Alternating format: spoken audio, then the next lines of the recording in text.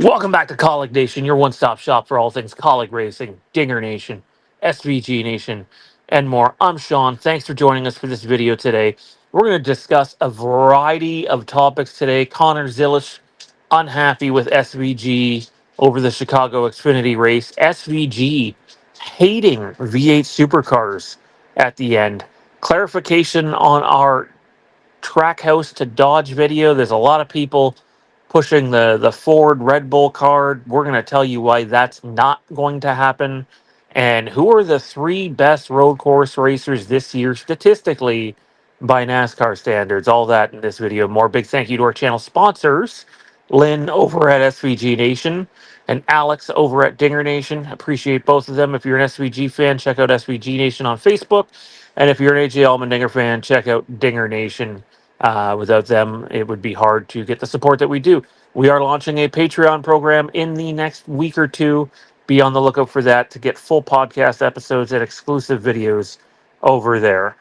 All right, our multiple choice question for this video is: do you think the move that SVG made on Connor Zilisch at the end of the Xfinity race at Chicago was dirty? Yes or no? Comment down below and share your thoughts there. All right, so let's get into this. Connor Zilisch is winning the Chicago race. Caution comes out. SVG even admitted that he probably wasn't going to catch him without the caution.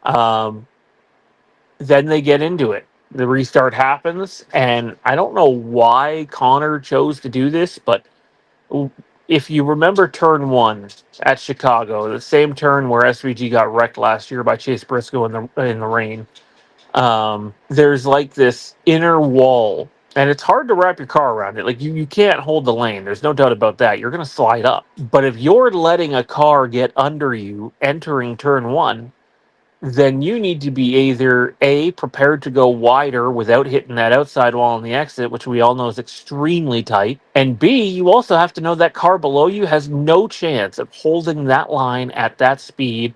The cars just can't turn that sharply. So, does SVG wash up into Connor Zilisch? Absolutely. Go watch the replay. It happens. But does that mean it's dirty?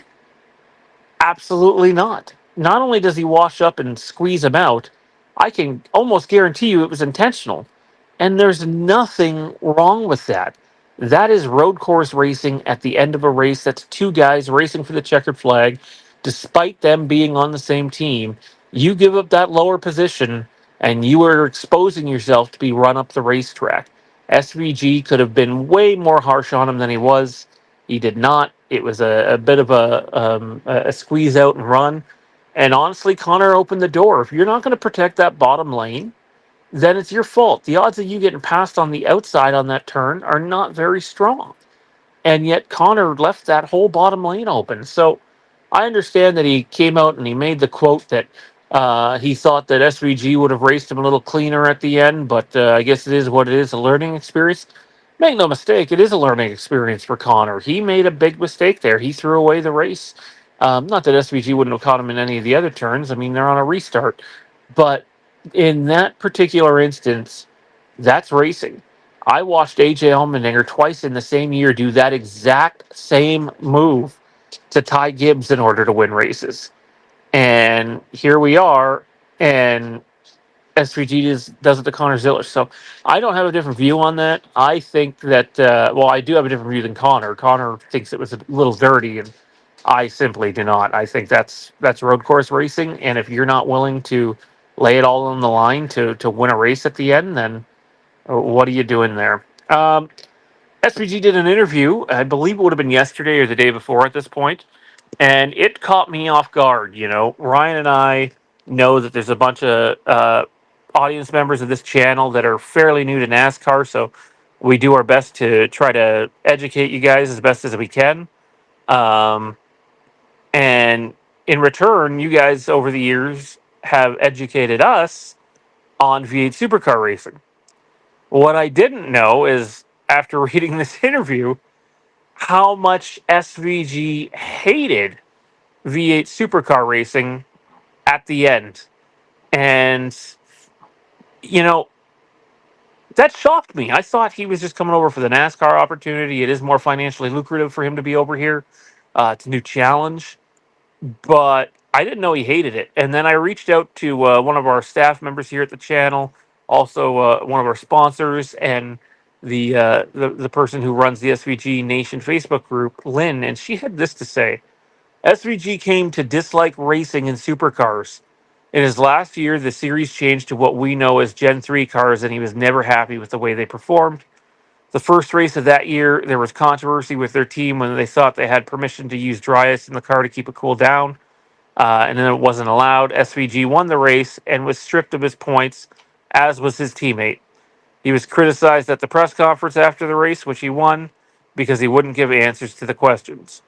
So he was very pissed off at the end of his V8 supercar run, which we didn't know. That's not something that gets covered here in North America very much. So that was an eye-opening article to read. I didn't know if some of it was tongue-in-cheek because I'm still, trying to learn SVG's sense of humor. But after talking with Lynn and then reading the interview and being able to, put them together, that's just wild. I'm happy that he's thrilled to be in NASCAR. I'm happy that it's working out for him. Um, and he's obviously successful over here on the road courses, and the oval game is coming. I don't think he'll ever be elite, but he doesn't have to be. Even if he's average on ovals and elite on road courses, guess what? That's going to make him one of the more valuable drivers in all of NASCAR. Shifting gears here, so we did a video about Trackhouse to Dodge, and we had a lot of comments about, oh no, they'll go forward, they'll go forward, they'll go forward because all of Red Bull Racing globally is going forward. And this isn't to take shots at anyone. This is just to, dispel the myth from fact. Why did we do that video? Very simple. Trackhouse is meeting with Dodge about possibly changing over there. Dodge met Ross Chastain in Victory Lane. Dodge again met Shane Van Gisbergen in Trackhouse in Victory Lane at New Mexico. So there are negotiations happening. Now, when you look at the listing of Tier 1 teams, technically Trackhouse gets listed as a Tier 1 Chevy team, but they're not. They don't even have their own engine program. In my eyes, there is one Tier 1 Chevy team, and that's Hendrick. And now with the strengthened alliance with Spire, I would say it's the two of those teams, and everyone else comes after. Judging by when Ross Chastain's forced to take his sim time early Mondays, which is one of the worst times to take it, Trackhouse doesn't get treated like a Tier 1 team. If Trackhouse were to go to Ford, they would not be a Tier 1 team. They will not get the, the attention that Penske gets. That's never going to happen. They're never going to get the attention that RFK gets. Now, RFK could be lured to switch, but, Roush has been aligned with Ford all my life. So that's unlikely to happen as well. Shifting gears. Oh, sorry. One more thing on that front. Red Bull is not switching to Ford globally. How do I know this? Ryan and I pay attention to F1, and Ford does not exist in Formula One. So the idea that they would have to switch to Ford in NASCAR, there's no fact behind that. Believe me, you don't want it. I'm not saying there wouldn't be growing pains with Dodge, but the resources, being the star players, the people that always get the most attention, basically unlimited sim time early on, Trackhouse would be much better at Dodge than they would be Ford.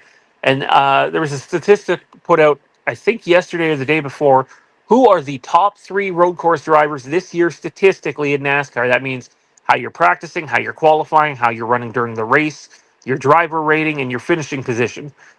First was SVG, and he had a sizable lead on second and third, but second was Christopher Bell, and third was AJ Allmendinger. So they have been the 3 setting the pace on the road courses this weekend.